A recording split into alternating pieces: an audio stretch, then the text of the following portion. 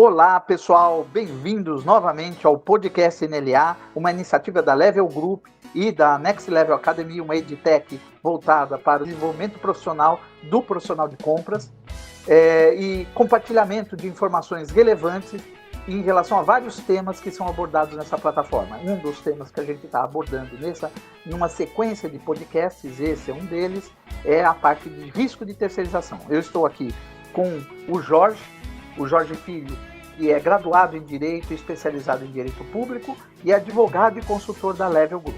E a Suedma Oliveira, que é graduada em Administração com especialização em Gestão Estratégica de Pessoas e é coordenadora de gestão de terceiros dentro da Level Group. Então, bem-vindos, Jorge e Suedma.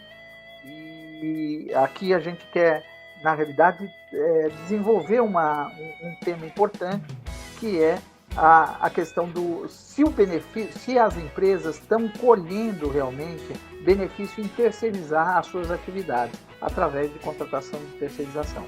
Então, Su, fala para mim se as empresas têm ficado satisfeitas com o resultado da terceirização. Oi, Walter. Oi, Jorge. Obrigada mais uma vez pelo convite, por estar aqui de novo com vocês. Olha, Walter, nossos clientes estão bastante satisfeitos, viu? A Level realiza anualmente um fórum de gestão de terceiros com o objetivo de dar subsídio aos profissionais responsáveis por gestão de terceirização. E na última edição, no ano passado, 87% dos respondentes desejam manter ou aumentar a contratação desses serviços. Isso significa que sim, né? As empresas estão satisfeitas. Inclusive, esse ano, a Level lançará um novo fórum no segundo semestre. E é bem interessante o conteúdo para os profissionais, os gestores responsáveis por gestão de terceiros. Excelente, Suedma. Obrigado aí pela informação. Eu queria também agora chamar o Jorge. Jorge, em relação a isso, o que a gente vê é que tem as empresas reclamam muito de demandas, né, de ações que elas sofrem em relação a processos trabalhistas, né, relacionados à terceirização. À luz disso que a Suedma falou, de satisfação em relação ao resultado, eu entendo que as empresas estão conseguindo evitar um pouco essa demanda, essa realidade. Você pode explicar um pouquinho isso para a gente? Oi, Walter. Primeiramente, quero dizer que é um prazer estar aqui contigo e com a Suedma. E vamos lá. Em relação ao tema, essa pesquisa que a Suedma citou, eu acho que as empresas responderam os principais pontos de risco que elas trazem o risco de reconhecimento de um vínculo trabalhista e o risco ligado ao pagamento de horas extras. Eu acho que nós podemos mitigar esses riscos da seguinte forma.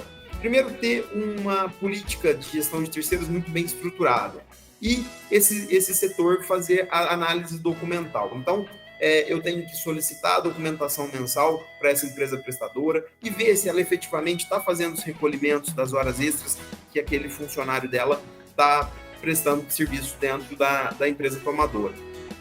Segundo ponto, em relação ao reconhecimento do vínculo, a gente tem que evitar aqueles 5 elementos do vínculo, né, que nós já tratamos até num outro podcast.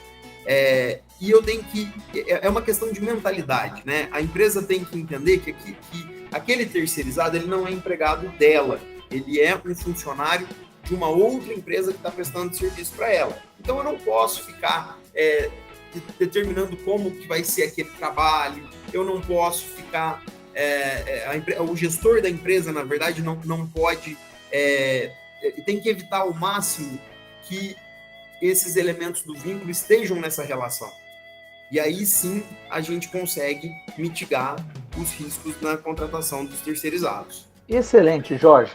Então, na realidade, uma coisa que a gente convive no dia a dia com as empresas, né, é que alguns gestores de contratos lá na ponta que controlam esses contratos de terceirização, às vezes, talvez por um pouco falta de orientação, de treinamento ou desconhecimento, eles acabam fazendo um relacionamento direto com os colaboradores da empresa que eles contratam para terceirização, né?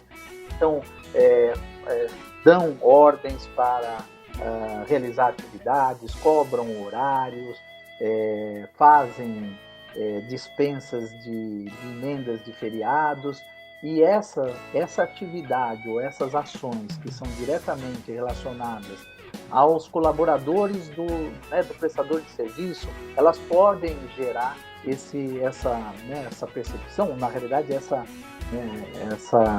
questão de vínculo, de evidência do emprego. É isso? Exatamente, Walter. Eu acho que é uma questão de cultura mesmo, né?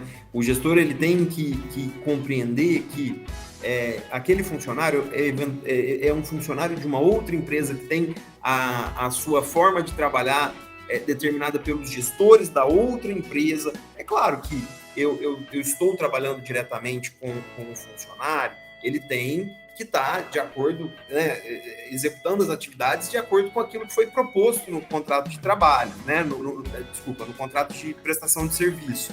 Mas entendendo que é uma outra empresa que está prestando serviço dentro da minha empresa. Excelente, Jorge. Puxa, bacana. Obrigado, Jorge. Obrigado, Suedman, por mais essas informações importantes aí que a gente está conseguindo compartilhar com a nossa audiência. Pessoal, muito obrigado por mais essa audiência desse podcast. E nós pode aguardar que mais podcasts estão vindo aí com informações importantes aí do seu dia a dia, tá? Um abraço a todos.